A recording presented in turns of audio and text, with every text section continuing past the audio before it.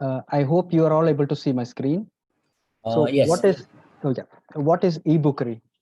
eBookery Show is basically a brainchild of Anil Thomas and Faisal Ibrahim.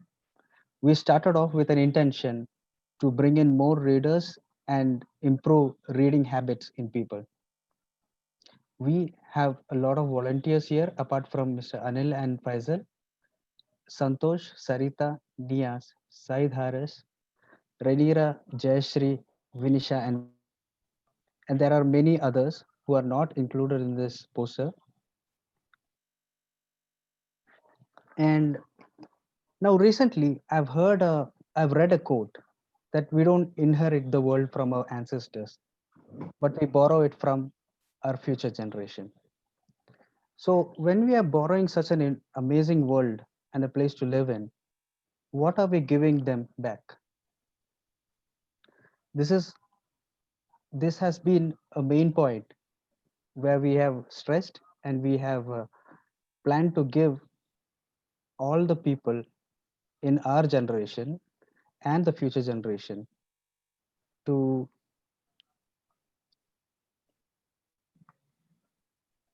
build a habit to read. Now let's go to the next. Yeah, these are the previous chapters that we had. We had amazing speakers and mentors, life coaches who have come and did a book review here. We had Vamsi Reddy and Sarita Rias who have started off as in a first episode, followed by Mr. Saeed Haris, Kanika Vella, and there were many authors and speakers here. We are in the 14th episode today, and this is the agenda that we have basically. This is the networking session. After the networking session, we have started with the welcome and the story. Then we'll have an introduction, speaker introduction. We'll have an audience interaction session. Then we'll proceed on to the second speaker. Then the audience interaction again. We'll have a vote of thanks and a closing session.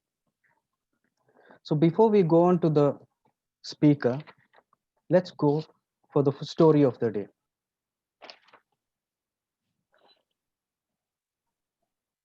So once upon a time, not very long ago, there was a psychology teacher who was trying to teach stress management to his students. And when he went into the class, he picked up a glass of water and he raised the glass of water. Students were very certain that this would be again the half empty, half full question. But then the teacher opened up. He asked, what is the weight of this glass? And then the students started explaining. I mean, they started telling the answers like it will be 2 ounce, 4 ounce, or 6 ounce. But then the teacher explained, like, from my perspective, the absolute weight of the glass doesn't matter. It depends on how long you hold it. If you hold it for a minute, it will be very light. If you hold it for an hour, you'll feel a little pain in your hands. And if you hold it for a day, then you'll feel like you're having a cramp in your hand.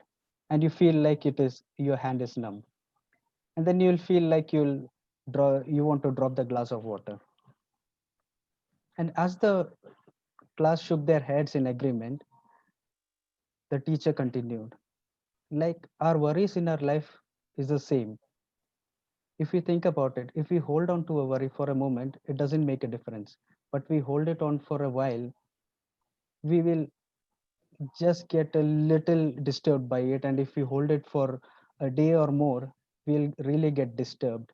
And it will feel like we can't do anything without dropping our glass. So the moral of the story is we never should hold on to our worries. We drop our worries, just not carry it to the next day or to our bed that day. Moving ahead, not wasting much time, I would like to go into the book reviews. There are two amazing books that would be reviewed today: Blood Brothers by Chantini Santosh, which will be reviewed by Mr. Ravi Shankar, and Mornings in Jenin by Susan Abulwaha, which will be reviewed by Omar Tasneem. Now I would like to call up Mr. Anil Thomas to introduce the speaker one for today. I'll let over to you. Uh, Thank you, Sanish, for this wonderful presentation. Very good evening, ladies and gentlemen. We have two great intellectuals joining us on this day from India. Ravi Shankar's established poet, man of very little words otherwise, reviewing English novel Blood Brothers. Novel was scripted by Chandni Santosh. Unfortunately, Chandni Mama is here with us. Welcome, Chandni Mama, as well. Ravisa has published three collections of poetry: Architecture of Flesh, The Bullet Train. He has published individual poems in many national and international online and printed magazines. His poems have been translated to German and French. He has also reviewed many Indian poetry books for World Literature Today, a journal by the University of Oklahoma. We are blessed to have Ravi sir on our platform. I'm not taking any more time. Ravi sir, welcome on board of eBookery.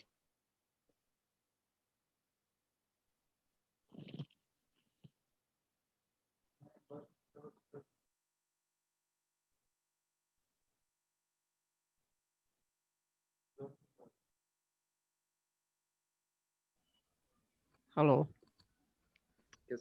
hello everybody. Yes, Ravi sir. Yeah, we can hear you, Ravi Yeah, sir. you can. I am Yeah. Ravi Shankar.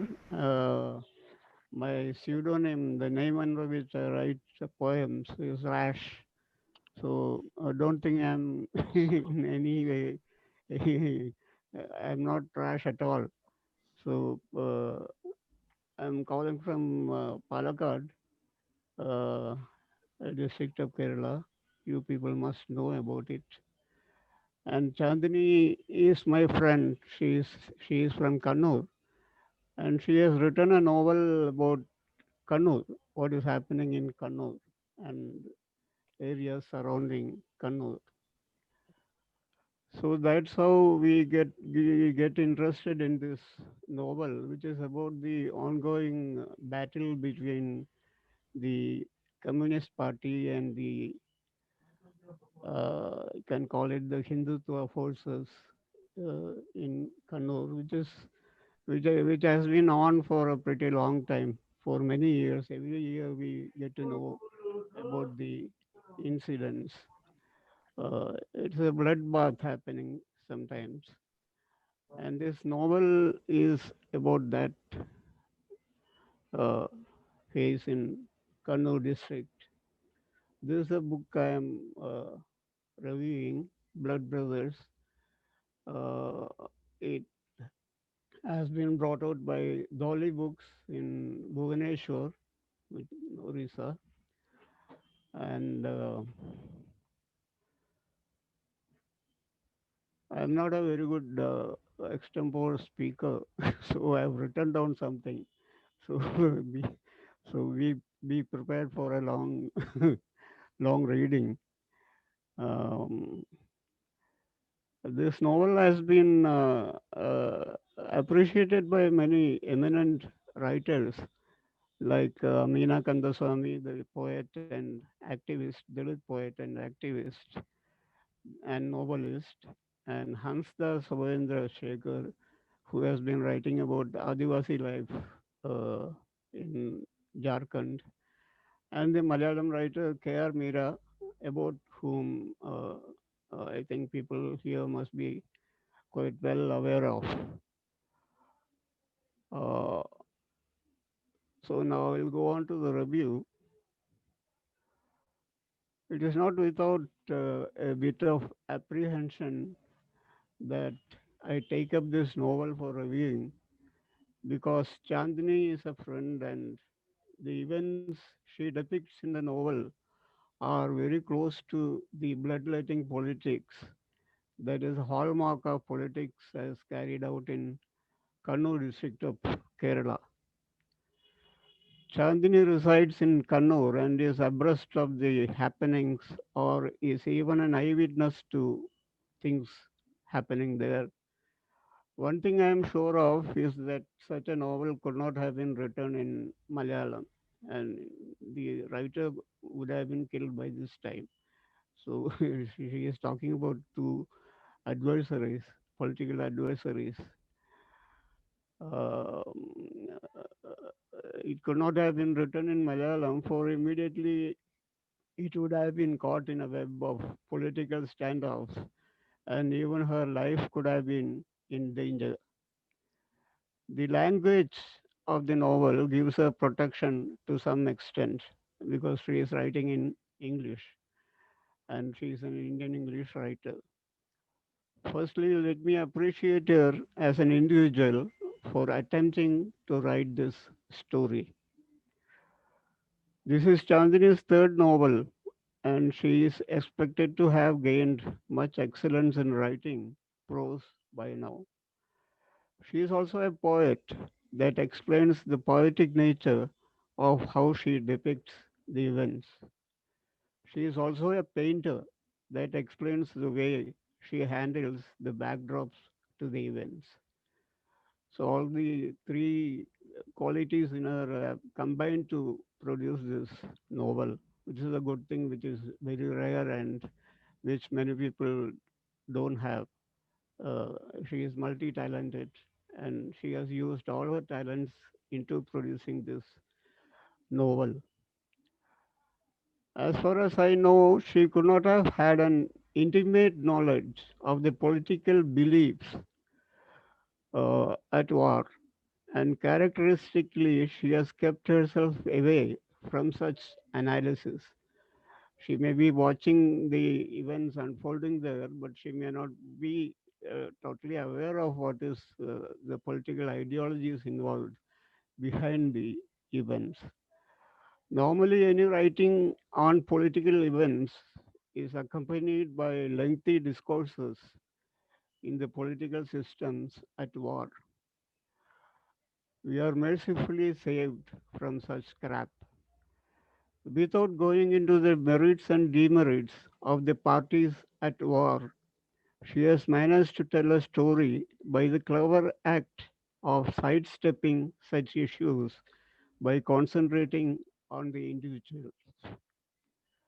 Thus, two friends who can be called blood brothers, that is the title of the novel, two friends who can be called blood brothers become adversaries, bearing on their young shoulders the weight of the systems involved.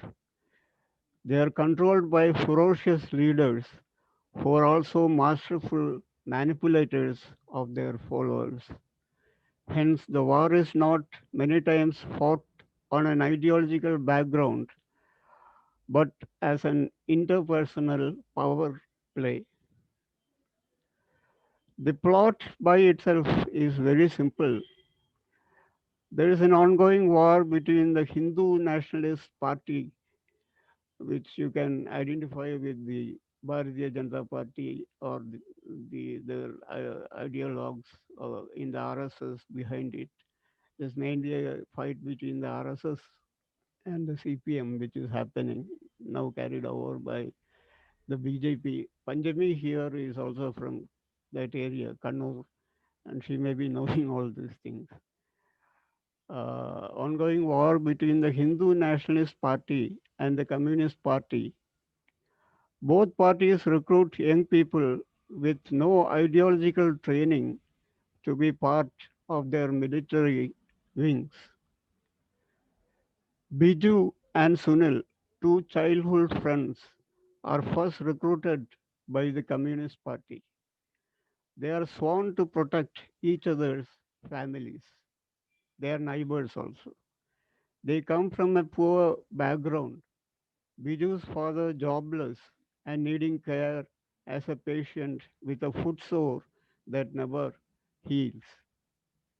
To keep the family floating financially, Biju's mother becomes a whore operating from their house. Sunil's father left them 14 years back before the whatever is happening. The events depicted here are from the break of the millennium, 1999 onwards. around that time. He has uh, a mother and two younger sisters, Sunil has. The elder of them is in love with Biju, who is the more violent and virulent of the two friends. Sunil generally follows Biju's footsteps. They are very thick friends. As part of the Hindu Nationalist Party gang, their first taste of blood from the um, murder of a milkman who works for the Reds. That is their first taste of blood. But despite them being anointed as the bright new murder crew of the HNP, the bad behavior of their party mentor and senior leader towards Sunil's mother forces Biju to switch sides and be a part of the communist gang. So we have the piquant situation of the two friends working on opposite sides but still remaining friends. Sunil is blissfully unaware of his senior leader's misbehavior with his mother. Biju, part of the Reds now, becomes the blue eyed henchman of the party by committing two more seemingly impossible murders. One is of a school teacher in full view of the kids. He is as much lauded by the party bigwigs as much as he is identified as prime target by the HNP. He goes underground in Mangalore but travels back when his father dies.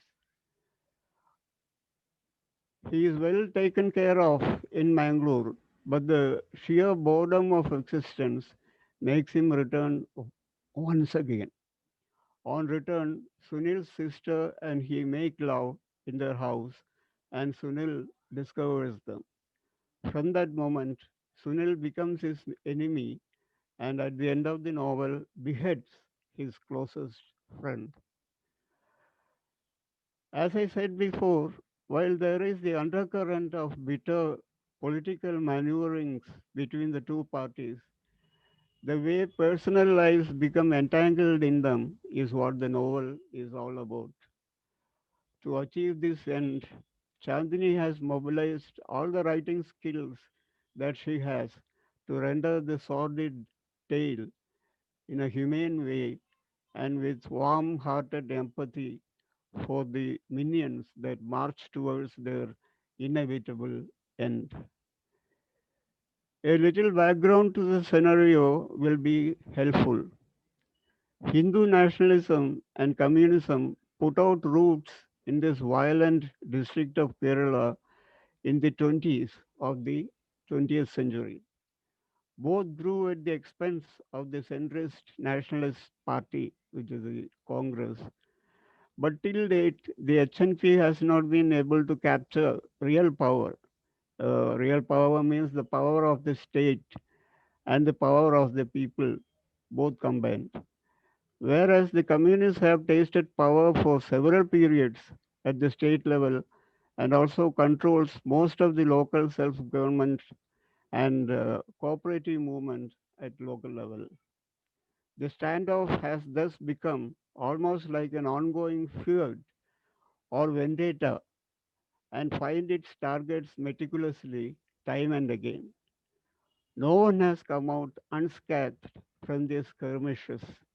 Often, central deterrent police has to be deployed to keep the warring groups at bay. It is a tragedy for the two friends Viju and Sunil as they are inevitably embroiled in it. Biju is marked by sin as the murderer of the school teacher of the class in which Sunil's younger sister is studying. She goes momentarily blind and deaf, like most of the other students in the class who refuse to go to school for months after the gruesome murder. Biju is once again marked by Sunil as a sinner, as the one having sex with his sister, which leads to the climax of the novel. Biju is a truly complex character and Chandini has been able to develop his character admiringly well. He is the only one who changes sides, kills with impunity, and takes revenge on his HNP master by introducing his deaf and mute daughter to sex. This can be termed a villainous act, but Biju is just that. At the end, he knows that he has sinned and is ready to be killed by Sunil as he has sworn not to raise his hands against him. He is married to that pledge. Even his making love to Sunil's sister is an act of consent and love, which Sunil is not able to understand. It is Biju who feels the magnitude of their friendship deep in his heart. Sunil is the direct opposite of Biju. He is not violent or even given to raise his voice. All his life he is devoted to Biju. He is a silent man even after Biju has crossed over to the Reds. He is not even aware that the Hindu party is utilizing his friendship as a death trap for Biju. The last act of Biju and his sister having sex turns his mind. He becomes the opposite of his normal nature and becomes a real murderer who kills his friend without qualms. This is a strange play of the good and the bad, where the good man becomes worse than the bad one. Now, we cannot say who was the worst of the two. In my opinion, Sunil the Good cuts a sorry figure here. For the leaders, though, their families are kept safely away from the strife. Their maneuvers are designed for their own rise to power within the respective parties. The more you kill by not letting a single drop of blood sully your own clothes, the more you rise in the parties. This is a lesson the boys who are perpetually in the state of impoverishment do not understand. They understand only the quick money, which is also blood money. Since the leaders mostly come from the upper caste and their minions come from the lower caste, it goes without saying that caste is definitely a factor in this pattern, though Chandini refuses to be drawn into it. That the cadres are mostly from the Hindu community is also historically truthful. A significant element of the novel, which is usually absent from historical narratives, uh, is the looming presence of male sexuality in a big way. It seems to imply that all the battles being waged are merely outward bursts of the latent patricidal or parricidal tendencies. There are many incidents where males are engaged in mutual gratification or feel their masculinity at work in crucial times. Thus, the boys often feel themselves becoming hard even when they are underwater in the sea. The mute role that women play in the sorry tale accentuates this overt and shameless display of masculine strength. This acts as an undercurrent and psychological illumination of how these parties function. One flaw I found in the narrative is the slow pace at which things develop in the beginning. Towards the end, it gains pace, and the last chapters are a delight to read. Chandini has saved some of the best scenes towards the end. The way she writes is simple for a complex narrative, but she has worked them out by putting together several little anecdotes in each chapter. And nature is inevitably a part of what is happening, like the ending sentences, the banyan tree whispered all night. Firecrackers would bloom at night on humid skies. The moon rose like a ghost. The chapters or anecdotes are peppered with such one liners, which is a hallmark of her narratives. As a poet and painter, she knows the effect of such visuals can have on a reader's mind. I think I'll now read few a small portion from towards the end of the novel. After Sunil has slain his bosom friend, this will make my point clear about the style of her writing.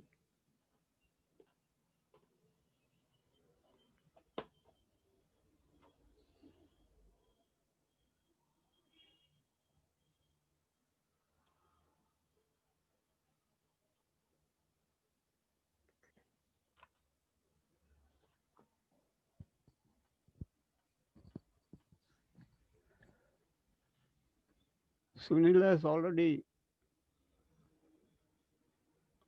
struck Biju. Their eyes met in that long moment of truth. Looking away would have been the last thing they could have done.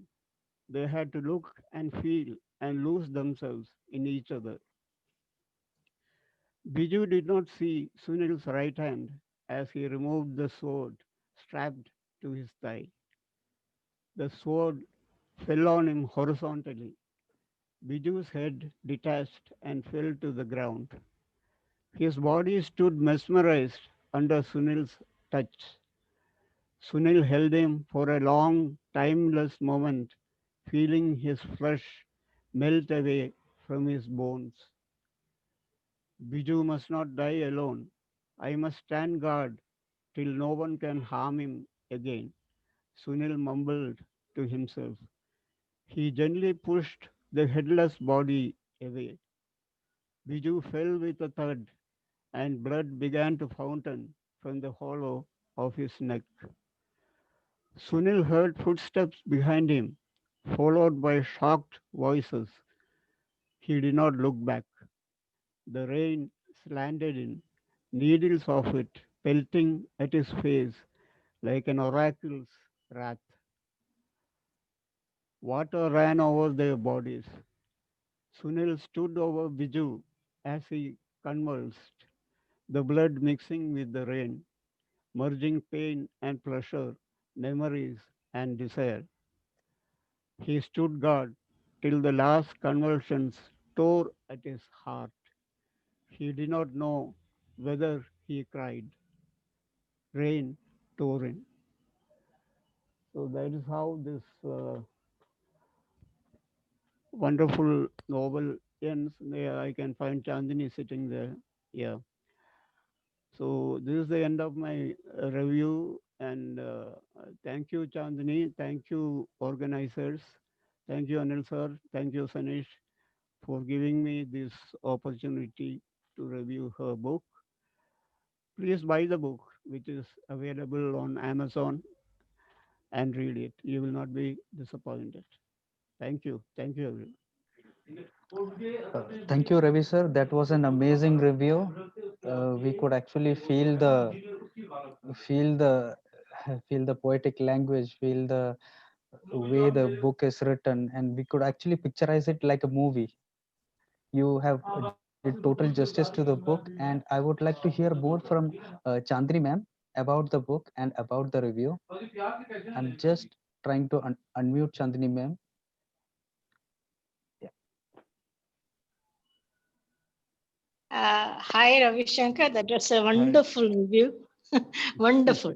Yeah, but you talked about women, and they all of them are shallow. You say, but Biju's mother, who has become the war, she has been portrayed in a very strong manner, very strong lady, isn't it?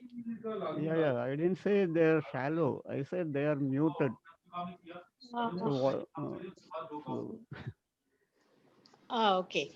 uh, Uh, they but don't get to. speak much. Huh. That's Yeah, what I meant. one of them is a mute girl, so Yeah. she cannot speak.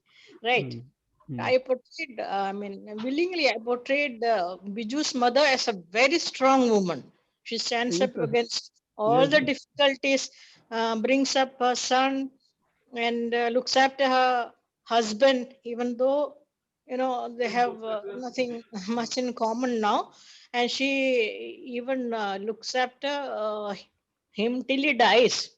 Yes, sir. That And last. after that, after he dies, she closes the doors. I have written that scene with a very, very strong, calm. Mm. Yeah. And I wrote the strong word also, strong line also, like she closed her legs. Yes, yes, I remember. Right. Mm. That scene is particularly good. I did not Yeah, mention it here. That death scene.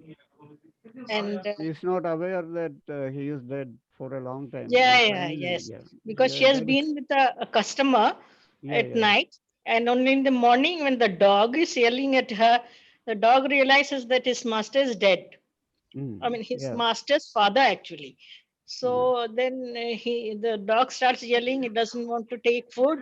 So then she realizes something is wrong. I mean, even then she doesn't realize it. Only when she puts the washcloth on his forehead, she realizes, okay, he is dead. yeah, yeah. So that night she closes the doors, closes her legs. Right, She has no more need for selling her body. right, right, right. Hello, Yeah. Nabina. Nabina, hello. Nabina. Nabina has Uh, joined. yes, I would also like to, Anil sir, do we have time for one more I, review? Yeah, maybe yes, yes. Yes. Up to you, Sanish. Okay, fine. I think we should take the review after the second speaker Yes, because please. we are Yeah. actually crossing time. I would like to hand over to Anil sir again for the second speaker introduction, and we'll come back to the reviews after the second speaker review. Thank you, Sanish. Am I audible? Yes, yes. All right. Thank you, sir. Thank you, Ravi, sir, for that wonderful book review. It's an amazing, as Sanish has said, it's very poetic. It was okay. Let me introduce my second speaker for today, Uma O Tasneem, with pleasure. Uma sir is currently working as an assistant professor for English literature at the University of Calicut, writing both in Malayalam and English. Uma sir, an activist by nature, intellectual to the core by behavior. Despite being a man, few words, Umar sir is very vocal in social domain towards social injustice. He's going to review the book Mornings in Jenin. Let me talk a few things about the author. I'm not touching the book. Susan Abul Hawa, born in 1970, as a Palestinian American writer and political activist. She is the author of a novel, Mornings of Jenin, which is going to review it today, and the founder of a non-governmental organization, uh, Playgrounds for Palestine. She lives in Yardley, Pennsylvania. Her second novel, The Blue Between Sky and Water, was sold in 19 languages before its release. It was published in the UK on June 2015 and in the US on September 2015. Uh, Friends, help me in welcoming Umar Sir. Welcome, Umar Sir. Okay, I hope I'm audible now. Am I? Yes. Yes. Yes. Okay, shall start. And I think I have got 20 minutes, so it's a very short time for a somewhat lengthy poetic novel. So, Mornings in Jenny, and this, I think, am I visible on the screen? I think I should be No, visible though on the screen. no, you are not visible Uh, on screen. yeah, please, what's happening? What's wrong? I have sent you a prompt. Check if you Okay, start can. my video. I will just click on start my video. Yeah, Yes. Let's see. Okay, now I might be yeah. visible. Yes, yes, yes. Okay, Go ahead. right. Okay, so this is the book. You can have a look at it. This is Mornings in Jenin. It's a novel by Susan Abul Hawa. So, first of all, to tell you something about the novel, what kind of a novel it is, how we can classify it. Being a literature teacher, we are all interested, of course, in classifying, in placing the novel in a particular niche. So here, Mornings in Jenin is, of course, a novel, but a different kind of novel. It can be classified as either a docu-fiction. What's a docu-fiction is something that, draws its material from contemporary events and something that uses a lot of fact and is sort of a faction in that sense, makes frequent references to historical or contemporary events. In that sense, it's a docu-fiction. It's a diasporic work. The diasporic work means written by somebody living abroad as part of a diasporic minority. Of course, all diasporas are composed of minority people. It's a diasporic work. It's a work of trauma. In that sense, it can be called a trauma fiction. And I will be discussing more about trauma later on. Then also it's a family saga. It narrates it traces the history of the Abul Hayya family or Abdul Hajjah family. I'm not very sure about its pronunciation, through 3 generations. Then it has also been described by many reviewers, by critics as well, as an English novel written in Arabic. Just as, our Arundhati Roy's God of Small Things was described as an English novel or a Malayalam novel written in English. So similarly, this has been described variously. So regarding something about the background of this novel, I think that at least some of you must have read this novel since you are all avid readers of fiction. And something about the background means this is set against the background of the Palestinian conflict. What happened in Palestine in 1948 and the subsequent trauma that Palestinian people had to suffer, the displacement, how the destiny was irrevocably dislocated and dismantled. And this is what the novel traces. And in order to know something about this novel, you should have some background understanding of the Palestinian issue. We know that Palestinian, in that sense, this is set against the backdrop of the birth of a nation. In that you have the throes, you witness the throes of the birth of a nation, as well as the throes of the death of another nation. How one nation was built on the ruins of another nation. How as in the words of the famous American writer Theo Walcott, David Theo Walcott is a very famous American writer. He has said how a rabble was reduced to rubble. That's the famous expression he used. How a rabble was reduced to rubble for the cartographic expansion of a country and for the cartographic contraction of another country. So that is what this novel discusses. It happens in 1948. So the beginning of the action takes place in 1948. So as I said, if you look at the plot, it's a family saga. Then it's trauma fiction. It traces the history of the Abul Hayya family. All trauma fictions have got certain characteristics. It's said that trauma fiction has got a lot of theories. You must have come across the theories of people like Kathy Caruth, Shoshana Fallman, Dominic Lacapra, and a host of others who have theorized on trauma. But there are also a few other theories who have viewed or who have looked upon the phenomenon of trauma from a post-colonial perspective, like Steph Krabs and others, and a few other Aboriginal theories from Australia and other countries, post-colonial theorists too, have discussed this issue. I think we'll have to look at it from a post-colonial angle as well as from the viewpoint of trauma theory as it has been discussed, or as it has been, as the trauma discourse has been analyzed by post-colonial theories. Now, first of all trauma fiction has got a vital component that is said to be the pastoral component. In most trauma fiction, what happens is the present, the cruelties of the present, the barbarities of the present, the wretchedness of the present, the miseries of the present are always juxtaposed against a past that was often pastoral, that was heavenly. So there's the same motif that you have in Bible. For example, the prime motif in Bible is the fall of man. It's why it's called it's always the present is juxtaposed against a pre-lapsarian past. Pre-lapsarian means before what happened before the fall. There was an Edenic past. This novel too is no different. For example, it begins with a chapter called Harvest. It's a very pastoral kind of a description. There were the Palestinians, they were living in peace. I shall just read those beginning lines and then what happens. So it's beginning itself is marvelous. About this book, Susan Abul Hawa herself said that she has written it in Arabic in the sense that it's prose that approximate towards poetry. The aim of all great prose is to try to achieve the symphony, the rhythmic beauty of great poetry. That's why we admire some of the prose writers. The greatest prose writers were also wonderful, means very lyrical. This lyrical beauty of these lines we can see in the first paragraph itself. It's like this: the harvest, and it happens in 1941. In a distant time, before history marched over the hills and shattered present and future, before wind grabbed the land at one corner and shook it of its name and character, before Amal was born,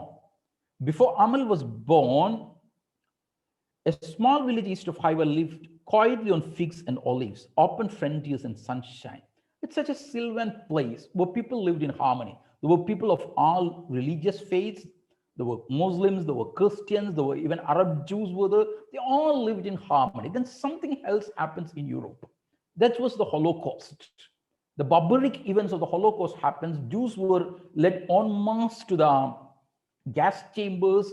Many of them were killed. Many of them were mauled. Some of them had to work there for years on end. And finally, some of them, could survive the Holocaust. But what happened following the Holocaust was the inception of Israel in 1948. In 1948, the country Israel was founded, and it was said that a country for a people or a land for a people in a land without people. But this was a great lie. This was a great lie because there were a lot of people living there. When you look at the history of Palestine or whatever you can call it, I'm not very much bothered about the names, but they are politically lodged. In the Palestine or in the Fertile Crescent, even before the great patriarch Abraham set foot there were many people living there. The Bible itself mentions that. There were people like Amorites, Hittites, Phoenicians, Philistines, Canaanites, and so many people. This was even before Abraham, the great patriarch, set foot there. And after he set foot there, of course, the Jews began living there. And during the happenings, when the happenings in the novel unfold, also, the Arab Jews were there. But what happened gradually? These people, all of them were driven out from their land. They were thrown out of their land. They had to go out as refugees. One of the greatest persons whose family had to flee Palestine or who were evicted from Palestine was the famous thinker called Edward Said. And you must have read Edward Said's book. It's titled Out of Place. Out of Place, the title itself suggests how he was left with no place. When his family were driven out, they first sought refuge in Egypt. Later, they migrated to America. And Edward Said narrates how once, with an American passport, with the strength of an American passport, he happened to visit Palestine. And he wanted very much to go back to his home. His home was still there because it was a great house built by his grandfather or father, and it was architecturally beautiful. He went there. He first went there. First, he went to his school because school, evokes nostalgic memories in one. He went to school from which he was expelled when he was 4 years or so for being, he was a pretty mischievous child. And he was expelled from the school. And after some 40, 50 years, he went back to his old school, the lower primary school. But again, he was ordered out from the, school premises by a stern matron. She said, no unauthorized visitors here. And he says, thus I was expelled from my school a second time. Then he goes to his house. He knew that it was being occupied by the family of Martin Buber. And Martin Buber is a very famous Jewish Israeli intellectual. He sought permission to go there, but a matriarch there was there. She asked him just to get lost. And this incident is all mentioned in the wonderful poem written by Mahmoud Darwish called Edward Said, A Contrapuntal Reading, which is one of the best 20th century poems that I have read. Because he sought permission to sleep in his own bedroom, whether he could just go and visit his own house. That was his request, but he was not allowed. So such people were expelled for founding a new nation called Israel. And the trauma and the tribulations that these people have to undergo, that forms the plot of the story. So Abul Hayya family leaves, and Abul Hayya family has Hassan is one of the protagonists. Like you can say, Hassan has three children, but initially when the 1948 events unfold, when the tragedy is in the offing, he has only two children. One is Yusuf, and the other one is Ishmael. What happens is the Israelis come there. When they initially arrive in Palestine from Europe, there's a story that is told against the backdrop of the Holocaust and the growing distress, it said, between Arabs and Jews at home, and the shadow of Holocaust that was being staged in Europe. So when the Jews first arrived in Palestine, the Arabs there welcomed them with both hands. They partied together. They sold land to the Jews. They welcomed them as their brothers, especially since Jews and Arab Muslims and Christians were living in great harmony in that soil for time immemorial. And they never knew, especially the ordinary Arabs, never knew of a Zionist project to expel and evict Palestinians and to build a home there. That was inconceivable. Such a thing hadn't happened before in history. So such a family comes. That family is called Ari, A-R-Y. And Ari comes and he befriends Hassan. They become great friends and they begin talking with each other. And then slowly what happens means more and more contingents of Jews come. And one day Ari tells Hassan, maybe this country is going to be turned upside down, but I'm sure that the Jews will allow you to live here. Hassan is shocked because it was their land. How can the Jews be so audacious enough to say that they're going to allow the Palestinians to live there? But things, turn upside down. Meanwhile, there is love affair. There's love involving Hassan and Dahlia. Dahlia is a gypsy kind of girl. She belongs to a Bedouin stock. And Hassan belonged to the noble family in Palestine, in the place called Ain Hud. It creates a scandal, but Hassan braves the scandal. His father supports him. The marriage takes place, and it's full of romance. The story is pastoral, full of romance, full of adventure, full of trauma, full of tragedy, but also a lot of humor as well. And that's the genius of Abul Hawa. I think she's a great novelist, and only one Arab novelist has so far won the Nobel Prize, that is Naguib Mahfouz. I've read Naguib Mahfouz's Dogs and Thieves and some other of his work, but I find Susan Abul Hawa to be a much better writer, but I'm sure that she's not going to get a Nobel Prize because there's politics in Nobel Prize, there's politics everywhere. Even though we might pretend that we are apolitical, there's nothing that is apolitical. As Terry Eagleton famously said, the most political stance is the apolitical stance, because by assuming an apolitical stance, we are sort of supporting or endorsing the status quo. What happens is, so a lot of events take place, and this, as I said, they had two children. I will have to, race because I've got only 5 to 10 minutes. So I'm racing. So if I had more time, I could have, told things. There are so many things to tell about this novel. So what happens is they have two sons, and the second son is named Ishmael. This is in Dahlia and Hassan. Dahlia is an ordinary country gypsy girl. She could not be domesticated. She's wild. She's wayward. Everybody had a lot of complaints about her. So when the scion of the noblest family in the locality proposes to her, it creates a scandal. It triggers a scandal, and it has people's tongues wagging. Everybody says, oh, didn't he find anything? And probably that woman is responsible for black magic. It was using black magic that she and her father must have wooed this young man belonging to such a noble family. Anyhow, marriage takes place, initially to the displeasure of Hassan's mother, Basima, but later she warms up to Dahlia because of the tenacity with which she tackles household chores and the way she conducts, she runs the house, she wins everybody's heart, and she soon becomes the darling of that house. And then, but the first time a child is born to her, it becomes a stillborn child. And again, a local village woman comes there and says, now everybody has understood that this is all black magic. It's only through black magic that she could win and she could woo your son. But then by that time, Basma had fully warmed up to her daughter-in-law that she pushes the woman, she shoves her to the floor. And the next time, for days on end, Dahlia spends, she's withdrawn, she's all gloomy. And then it so happens that she again becomes, she again, she bears her second child, or the first child means in the novel in the sense that is Yusuf. And the second child is born to them. It's at that time that the Israeli incursions intensify. Every day, like they read about neighboring villages being attacked by Israelis, Palestinians there being evicted from there and being taken to refugee camps or being driven to refugee camps. But the people of Ain Hud believed that nothing like that could happen to them because Israeli soldiers had visited the place once. And during that visit, they had entertained these soldiers.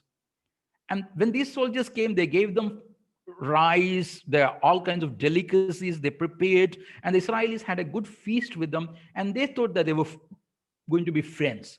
Because for Ain Hud was a village that dated back to 8 or 9 centuries. Ever since the time of the Caliph called Salahuddin Ayyubi, nearly in 1100 AD or so, they had settled there. And there were all kinds of people belonging to all kinds of faiths. And they had later subsequently been ruled by Romans, they had been ruled by other powers, but nobody, actually came there and did try to evict the villagers there because they lived in peace, they believed in peace, they lived on olives, figs, and dates and nothing else. They were people who didn't try to make any kind of bother to anyone. So this was what they thought when the Jews came there and set up Israel. But at that time, during that party, there was a man called Moshe, and Moshe had married a woman called Jolata. He had married Jolata, and Jolata was an escapee from the Nazi camp, and there she had been subjected to all kinds of abuse. And because of the abuse, she couldn't give birth to, means she was so sexually abused, and she couldn't produce a hair. And Moshe was all crestfallen because Jalata was childless and pining away because she was childless and she couldn't produce an offspring for her husband, and this was her greatest worry. So Moshe, when he saw that all the Palestinian women had a lot of children, means it was said that the Palestinian women, all of them were so prolific in the sense that about a character is said she was never without children, never without babies. There were always children dangling from her neck, hanging to her breasts, means tugging her abayas and being legged along in the harness and so and so. So the Palestinians have a lot of children. They even now they are so numerous. So why shouldn't I give a son from among the Palestinians as a gift to my wife? So he there kidnaps one of the children belonging to the Hassan family. His name is Ishmael. He was an infant of some 2 or 3 months. And then what happens to Dahlia is what the novel traces. She, from that moment onwards, she becomes a typical trauma victim. And if you read Kathy Karuth and Soshna Feldman, you can understand many of the symptoms that people afflicted with trauma develop. For example, they will develop sometimes OCD, that's obsessive compulsive disorder, where people will be, washing their hands often. They will be, having problems like repetitive memories. They will be developing insomnia. They will be developing, problems with the language. They won't be able to communicate clearly. Some of them lose the gift of language as well. So Dahlia becomes a typical victim of trauma because she lost her child there. They were ordered from out of their house. They had to live in a small little shelter, which was only as large as their kitchen coop. Because earlier they were a prosperous family. They had a lot of olive orchards, they had fig orchards, and they had been occupying that land for nearly 800 years. Abul Hayya family was such a prosperous, famous family. But they were evicted from their land, asked to go from their land, and there in the refugee shelter, this was how they were living. There are so many similar novels, that chronicle the Palestinian experience like this. One of the best novels that I have read is something written by an American Jewish lady called it's titled The Almond Tree, and it's by Michelle Corosanti. She describes various scenes that happens in Gaza and other places. For example, one of the best descriptions in The Almond Tree is the Gaza Zoo. An American goes to Gaza Zoo and he is taken to a creature, means the boy there, he has no limbs, he has lost his limbs, and because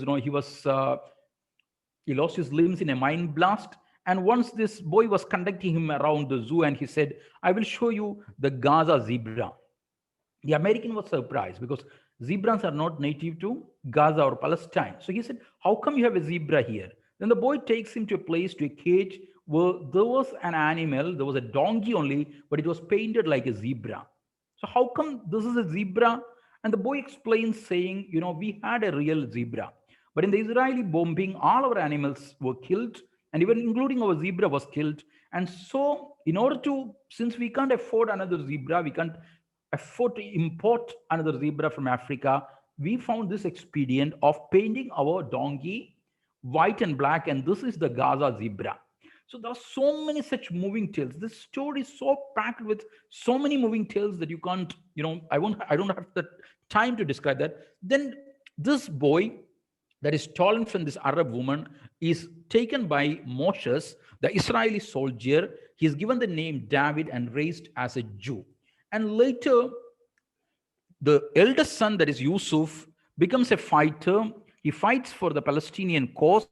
And once while he was crossing a barricade, at that time he hadn't become a full-fledged fighter, but at that time he was trying to mobilize resources for the Palestinian cause.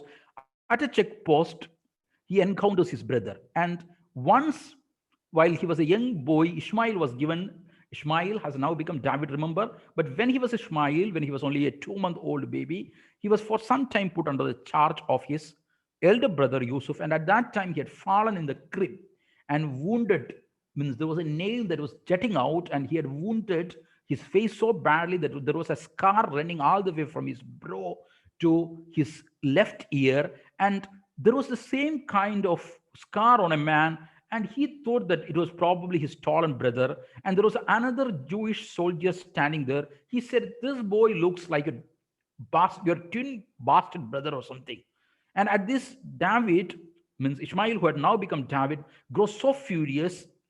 And then he begins punching this man, pummeling this man, hitting him black and blue. And Yusuf becomes unconscious. He was beaten actually. He was hit by his own brother, who had now become a stranger. And that's how the story, and eventually what happens means, when Moses is about to die, he confesses to his own foster son, whom he had been raising as his biological son, that actually you are no Israeli. He's smitten with guilt. So there is the trauma of guilt as well.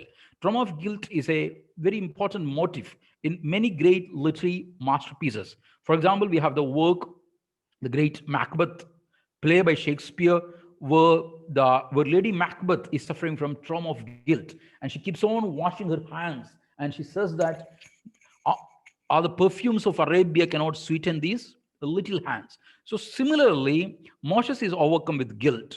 He has second thoughts, because is Israel worth all these things? Is Israel worth all the blood that we have shed? Is Israel worth the expulsion, the humiliation, the barbaric treatment that we have subjected the Palestinians to? And he's overcome with remorse, with repentance, and he confesses to his foster son that you are not actually my biological son, but actually I stole you from someone. And he tries to trace his family members, but by that time, all his family members were dead, except his sister, whom he hadn't seen because she was born in the refugee camp, and her name was Amal, and Amal means hope. And her father, Hassan, had told her that Amal, with a long vowel, that is Amal, means twice hope. You are a lot of hope. And she used to compete with her brother for love. And Amal becomes such a brilliant student that she goes on to she gets a scholarship first to a Jerusalem orphanage and later to United States. And when she is there, she comes back once. She meets a local doctor called Mahmoud. But this such a dedicated doctor. He works for the Palestinian refugees. And once during Israeli bombing, he too is killed. But by that time, the marriage was solemnized. They had consummated their marriage. And there was a child growing inside Amal's womb, and this child becomes Sarah. And Sarah is a teenager who grows up in America. She once insists that she has to go and visit Palestine. They go and visit Palestine. And what happens means during this time, since they possess the American passport, they are walking with a swagger, thinking that they are not refugees. They don't belong to the common rubble or the rabble. And they walk, with a kind of abandon.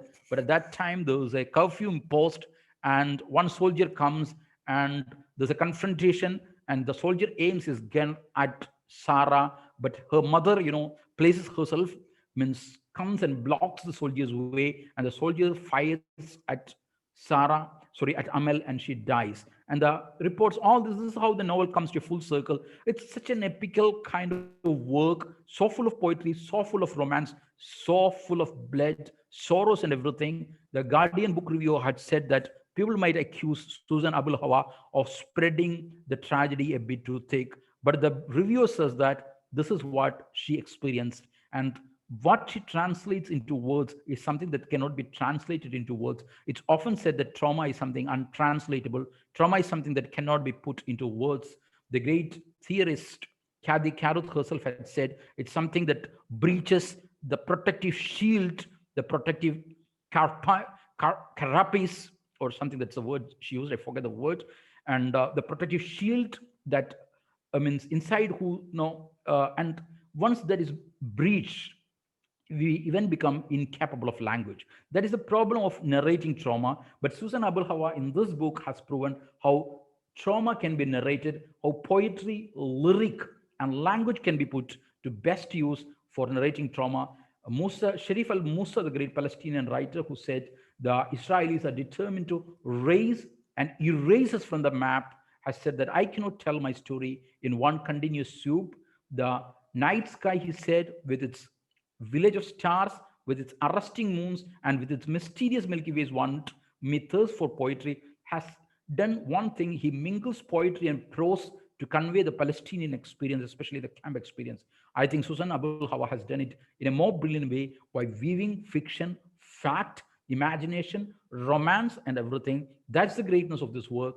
Do read, because I don't think I have done justice to this book, because this is such an epical work. And the funny thing, or the interesting fact about this book, is that after this book was published, a book reading session was set to be organized, but they had to cancel it because of Zionist protest in America. We often talk about people's intolerance towards letters, about Charlie Hebdo and things, but intolerance is something that is not monopolized by any sections. There are, all sections have their own stock of intolerance. And this book, the first the first publishers who published it had to close down because of protests. Later, Bloomsbury has published this, and it is a wonderful book, together with the other book that is, which earlier my friend here mentioned, that is The Blue Between the Sky and the Water. These two are wonderful books. From there, you can have an idea of the Palestinian experience, one of the most tragic episodes in recent history. And she talks about imperialist chicanery and shenanigans, and everything is a wonderful masterpiece. Do read it. That's only the way you can do justice to it. Thank you. Thank you for patiently listening to me. I'm sorry I had to race through, and I don't know how I did. Thanks for patiently listening to me, and thank you for giving me this opportunity. But this was my first kind of Zoom meeting, so I don't know whether I did justice. Thank you to all, especially to the great authors who listened to me, who did stay put here. Thanks once again. I sign off. Thank you, Umar sir. That was an amazing review. Your love for English language and literature was clearly evident from the way you spoke. It was just an amazing review. Thank you. And I would like to call Miss Panjami Anand, who is also a poet, to give her feedback on the review. Panjami ma'am, I'm sending you a prompt. You can unmute yourself.